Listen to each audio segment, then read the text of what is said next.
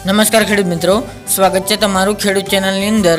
આજે તારીખ 15 જૂન ને વાર બુધવાર, આજના થરાદ માર્કેટ યાર્ડના તાજા બજાર ભાવ। તો ખેડૂત મિત્રો, આજે આપણે થરાદ માર્કેટ યાર્ડની અંદર રાયડો, જીરું અને અજમાના ભાવ શું ચાલી રહ્યા હતા તેની વિશેષ માહિતી આપણે આ વિડીયોની અંદર મેળવશું।